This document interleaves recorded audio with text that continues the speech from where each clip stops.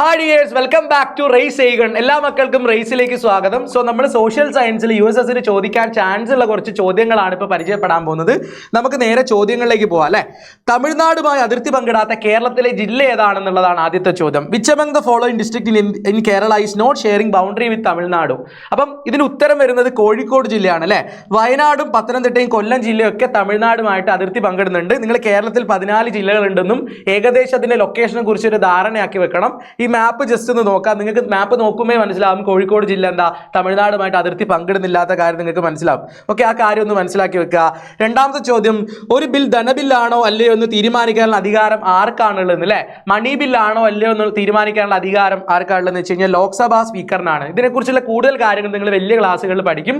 ലോക്സഭാ സ്പീക്കറാണ് ഒരു ബില്ല് ധനബിൽ അല്ലെങ്കിൽ മണി ബില്ലാണോ അല്ലയോ എന്നുള്ള കാര്യം തീരുമാനിക്കുന്നത് എന്നുള്ള കാര്യം മനസ്സിലാക്കുക. സോ ഒന്നാമത്തെ ഓപ്ഷനാണ് ഇതിന്റെ ശരിയായിട്ടുള്ള ഉത്തരമായിട്ട് വരുന്നത്. നെക്സ്റ്റ് ചോദ്യം എന്താ, ഹൂ അപ്പോയിന്റ് സ്റ്റേറ്റ് ഗവർണർ? സംസ്ഥാന ഗവർണറെ നിയമിക്കുന്നത് ആരാണെന്ന് ചോദിച്ചു കഴിഞ്ഞാൽ ഇന്ത്യൻ പ്രസിഡന്റ് അല്ലെങ്കിൽ രാഷ്ട്രപതിയാണെന്നുള്ള കാര്യം പറയണം. സോ ഓപ്ഷൻ 4 ആണ് ഇതിന് ഉത്തരമായിട്ട് വരുന്നത് അല്ലെ. നാലാമത്തെ ഓപ്ഷൻ ഇന്ത്യൻ പ്രസിഡന്റ് എന്നുള്ളതാണ് ഇതിന്റെ ആൻസർ ആയിട്ട് വരിക. അടുത്ത ചോദ്യം, സംസ്ഥാന നിയമനിർമ്മാണ കൗൺസിൽ. ഇവിടെ നിങ്ങൾ ശ്രദ്ധിക്കണം, ചില സംസ്ഥാനങ്ങൾ ബൈക്യാമറലാണ്. അവിടെ ലെജിസ്ലേറ്റീവ് കൗൺസിലും ഉണ്ട്, ലെജിസ്ലേറ്റീവ് അസംബ്ലി ഉണ്ട്. ലെജിസ്ലേറ്റീവ് കൗൺസിലിന്റെ മിനിമം സ്ട്രെങ്ത് ആണ് ചോദിച്ചത്.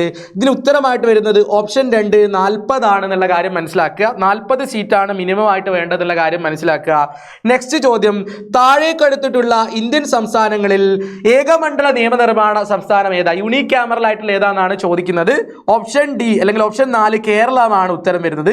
ബീഹാറിലും ഉത്തർപ്രദേശിലും മഹാരാഷ്ട്രയിലൊക്കെ ലെജിസ്ലേറ്റീവ് അസംബ്ലി ലെജിസ്ലേറ്റീവ് കൗൺസിലും ഉണ്ടെന്നുള്ള കാര്യം മനസ്സിലാക്കി വെക്കുക. അടുത്ത ചോദ്യം എന്താ, താഴെ പറയുന്ന ഏത് വിഷയത്തിലാണ് പഞ്ചായത്ത് രാജ് ഉൾപ്പെടുന്നത് അല്ലെ. പഞ്ചായത്ത് രാജ് എന്ന് പറഞ്ഞാൽ നമ്മളെ പഞ്ചായത്തുകളെ കുറിച്ച്, അതായത് ത്രിതല പഞ്ചായത്തുകളെ കുറിച്ചിട്ടൊക്കെ ഡീൽ ചെയ്യുന്ന ഒരു ബില്ലാണ് പഞ്ചായത്ത് രാജ് ബില്ല് എന്നൊക്കെ പറയുന്നത്.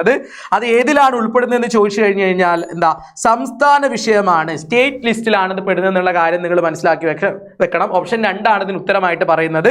നെക്സ്റ്റ് ചോദ്യം, നോട്ട. ഇപ്പൊ നിങ്ങൾ ബാലറ്റിലേക്ക് നോക്കുകയാണെങ്കിൽ NOTA none of the above എന്നുള്ളതാണ് അതിന്റെ അർത്ഥം. സോ അത് എന്തുവാണ് ഉദ്ദേശിക്കുന്നത് എന്നുള്ളതാണ് ചോദ്യം.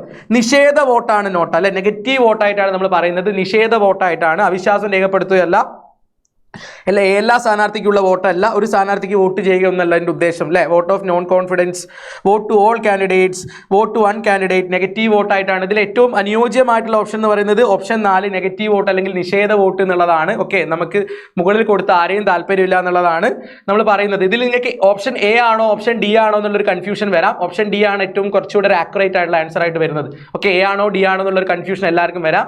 ഇതിൽ ഏറ്റവും ഒരു ആക്യുറേറ്റ് ആയിട്ടുള്ള ആൻസർ ആയിട്ട് വരുന്നത് ഓപ്ഷൻ ഡി അല്ലെങ്കിൽ 4ാമത്തെ ഓപ്ഷൻ ആണ് കേട്ടോ. നെക്സ്റ്റ് ചോദ്യം എന്താ, shadow cabinet is related to? നിഴൽ മന്ത്രിസഭ എന്ന് പറയുന്നത് എന്താ? പ്രതിപക്ഷത്തെയാണ് നമ്മൾ ഷാഡോ ക്യാബിനറ്റ് എന്ന് പറയാം.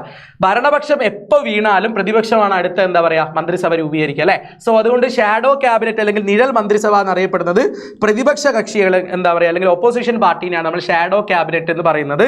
നമ്മളെ ലാസ്റ്റ് ചോദ്യം എന്താ, ലാസ്റ്റ് ചോദ്യമല്ല സെക്കൻഡ് ലാസ്റ്റ് ചോദ്യം എന്താ, UNOയുടെ ഇപ്പോഴത്തെ എന്താ പറയാ സെക്രട്ടറി ജനറൽ ആരാന്നുള്ളതാണ് ചോദിക്കുന്നത്. ആന്റോണിയോ ഗുട്രോസ് ആണ് കേട്ടോ. ആന്റോണിയോ ഗുട്രോസ് ആണ്. ഓപ്ഷൻ 3 ആണ് ഇതിന് ആൻസർ ആയിട്ട് വരുന്നത്.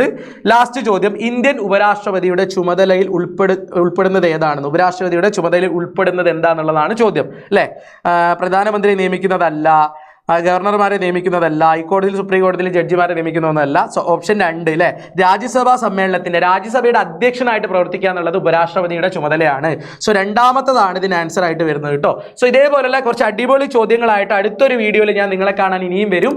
അതുവരെ എന്താ എല്ലാവരും സ്റ്റേ ട്യൂൺഡ്, അടിപൊളിയായിട്ട് പഠിക്കുക. USS ഈ വർഷം എന്താ നമുക്ക് നേടുക തന്നെ ചെയ്യണം അല്ലേ. സോ എല്ലാവരും നമുക്ക് കാണാം.